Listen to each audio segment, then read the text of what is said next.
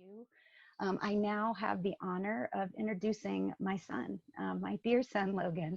Oh, I told him I wasn't going to cry. He's doing it. I'm a crier. We're all criers in my family. So where we've been over this journey is amazing. Dr. Smith, I'm seeing his face right here. One day I texted Carrie and said, Logan can't walk. He can barely walk down the driveway. And Dr. Smith was on his drive from Pittsburgh to Mechanicsburg, as he does often because he's such a compassionate doctor. He goes to both places. And he got on the phone and said, the collagen's attacking Logan's muscles. That's what's happening. And so we came from a place years back now where Logan was sleeping on the floor every day. And it was a good day to me when I'd walk in his room and he'd be in his bed and not on the bathroom floor. He was down to 105 pounds. And I had doctors saying, nothing's wrong with your child. I had a nurse hang up on me at Children's Hospital saying, he's fine. He doesn't need any help. We were tenacious. I believed and trusted in my son. And I have been so inspired by this boy who's now a man who has grown into the strongest person I know, physically, emotionally. He has done the work, and he is my boy, but he's a man now. He's a warrior, he's a fighter, and he's my inspiration each day, as is my other son Theo too, that's not going to be joining us. But here I am going to introduce you to my dear son Logan, and he's going to share his perspective and some of his story. Logan, hand this up to you. All right, so I knew she was going to cry from the beginning. just to get that out of the way. All right, so yeah, I'm here to share a perspective. I'm not a doctor. I'm not here to spread information. I'm not here to spread misinformation by any means. I'm just here to share my perspective and where I've come from. So just a little background. My name is Logan Ditillo.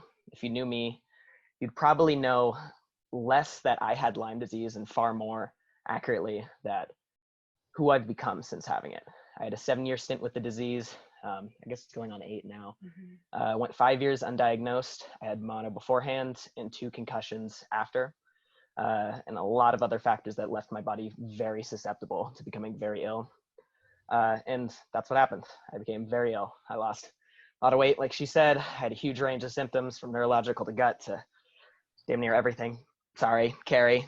I'm trying so hard not to swear. I'm trying so hard. It's bear with me.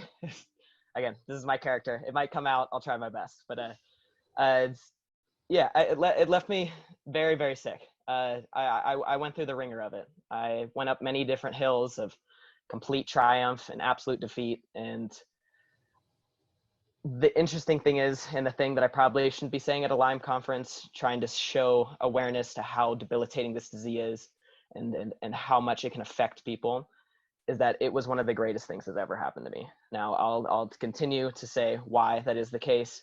Of course, it was a gift cloaked absolutely in suffering, but the state that it put me in led me to make a decision. One of the most important decisions I think I could have ever made in my entire life. And that was the decision to take responsibility. Take responsibility for my disease, take responsibility for my actions, and take responsibility for my life as a whole. The mindset that I have forged since making that decision, in my heart, I believe is my superpower. Again, the disease was horrible. What I went through was pain, but pain is inevitable. Suffering is something that we can either invent or choose not to. And the mindset of taking responsibility for anything that was happening in my life led me to realize my perspective changes the world around me. And my perspective is truly what creates the exogenous external things around me, that my perspective can change the way I view the world. So with this COVID thing, my perspective has definitely brought me through this. I saw a large chunk of the population mirroring a part of myself that operated throughout the world, diligently searching for what was going to make me sick next. What in any room, what was the thing that I could pick out that I think was going to make me sick next. And of course, this perspective was debilitating. This perspective made me have a more grim outlook on the world. And it was overwhelming to see this many people inside of this state. It's overwhelming to see how many people have had this worry of being sick. But all I can offer you is the ability to change that perspective. The fact you or I created this perspective that everything around me is going to make me sick, that same fact that I've created it means I have the power to be able to make the change in that perspective to one that's more desirable, a mindset that's more desirable, to create a world that's more desirable. Your perspective is what heals you. And adversity and many other aspects of life are just there to support you in changing that perspective to a more desirable one. I understand how hard it can be from time to time, and honestly, just always, to look at your own life in your own perspective with the cruel eyes of a detective, searching for negative emotions, searching for darkness, searching for self-limiting outlooks that may make your view of life more grim.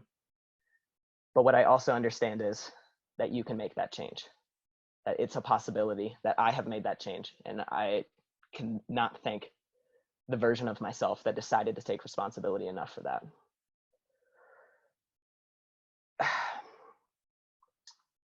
The biggest thing is not always making the change, but creating an attempt to be able to cause that. I feel like just even making the attempt to be able to make your perspective more desirable, to make this outlook of not what's going to make me sick, but what's going to heal me next. That this opportunity that we've been given in COVID, which is what has brought me through this, is that perspective of this offers opportunity. What it is for you, I don't know. For me, it was slowing down. For me, it was being able to connect deeply with others, although maybe that's through voice chat, maybe that's through video, but either way, that's a deep connection with only a few people that I can really try to go through. Through this communal struggle, we can find a lot of depth within emotion.